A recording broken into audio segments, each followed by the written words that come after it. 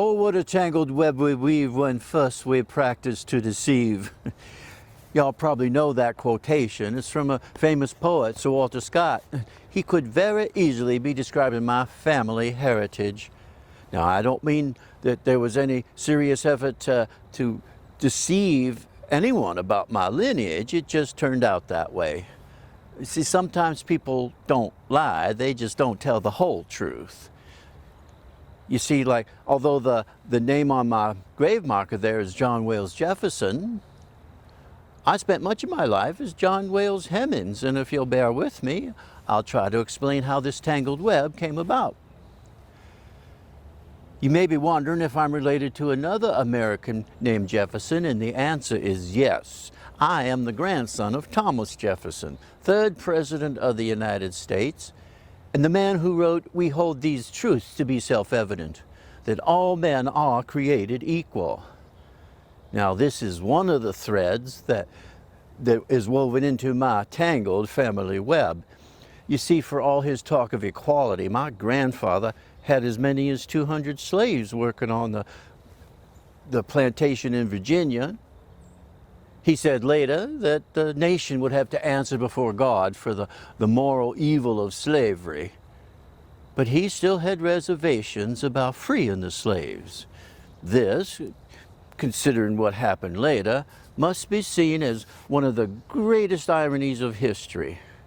But my family web reaches much further back than Thomas Jefferson. My middle name is derived from a man called John Wayles, who was a slave trader in the 1770s. He had a wife who bore him a daughter they named Martha. After his wife's death, he fathered 6 children with one of his slaves, a woman of mixed race named Betty Hemings. They called one of their children Sally. We'll hear more about Martha and Sally in a moment, but first I want to teach you a Latin phrase, partus sequitur ventrum.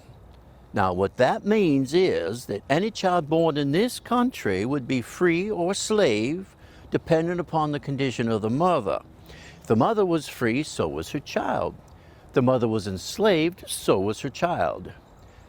Now, notice that no mention was made of the father's condition, and that's because this law from 1662 only applied to children fathered by free white men. And this would have far-reaching consequences in my own life. But let's return to Martha and Sally. At the age of 24, Martha married her 3rd cousin, a rising political star named Thomas Jefferson. As part of her dowry, she brought 100 slaves from the Wayles family plantation, among them a child named Sally Hemings. Thus, Martha Wayles and Sally Hemings were half-sisters who now found themselves living under very different conditions on the Jefferson estate. Martha and Thomas had 6 children. One of them, a girl they called Patsy, would contribute her own thread to the family web, as you'll hear. Now, Martha died at the age of 33, just a few months after giving birth to her last child. Thomas never remarried, but when he went to live in Paris from 1784 to 1789, he took Sally Hemings with him. It was there that the 15-year-old girl became what was known as his concubine. Now, contemporary reports tell us that Sally was a beautiful and intelligent young woman. She was also very shrewd. You see, she convinced Thomas to include a clause in his will that would free any slaves that the two had together. When Thomas died, Sally took her freed children and went to live in Charlottesville, Virginia. It was there that my father, Eston Hemings, met and married Julia Isaacs. Thus, we have one more thread added to the family web.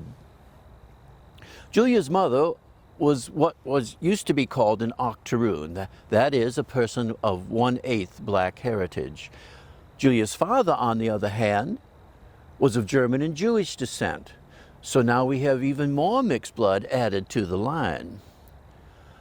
When Grandma Sally died, my parents brought my brother Beverly, my sister Anna, and me to Chillicothe in the free black state of Ohio. We had a good life there, but for reasons never made completely clear, we moved again in 1852, this time to Madison. Now, remember I said there was a difference between lying and not telling the whole truth? Well, this is one of those occasions. See, Madison offered more opportunities for whites than for blacks. So I started using my grandfather's name, and I became known as John Wayles Jefferson. My brother Beverly and I owned and operated the American House Hotel on Main Street, and in the 1860 census, we were listed as white. We were so well accepted as white that when the Civil War broke out, I was commissioned an officer in the 8th Wisconsin Volunteer Infantry. During the campaign for Vicksburg, I fell ill with typhoid fever, and I was wounded in the shoulder. But I soon recovered and went back to combat, and I was there for the triumph when Vicksburg finally fell in July of 1863. I rose to the rank of colonel. But during the celebrations after Vicksburg, I ran into an old friend of mine from Chillicothe, a black friend. He recognized me instantly, and I realized that just one word from him and I could be stripped of my officer's rank, as no regiment of white men could be commanded by a black man. Well, I begged him not to reveal the truth, and he assured me that my secret was safe with him. But you see how easily we weave? At the end of the war, I returned to Madison, but I felt uneasy after the encounter with my friend. So I sold my interest in the hotel to my brother, and I moved to Memphis, Tennessee, where I became a successful cotton broker and a breeder of trotting horses. When I died, June 12th of 1892, I was brought back to be buried here in the family plot. Now, I never married, so there was no one to continue that particular thread, but here's one small irony to further entangle our web. You recall Patsy, the daughter of Martha and Thomas Jefferson? She married a man named Randolph and had two sons who were both served as officers in the Civil War, but for the Confederacy. So you see, I fought against my own cousins. Now, they were the last two surviving white grandsons of Thomas and Martha Jefferson, so they never had to hide their heritage, unlike the descendants of Thomas and Sally Hemings, who would have to admit their illegitimacy in order to acknowledge their family connection. Now, the story of the Jeffersons and the Hemings is a uniquely American one.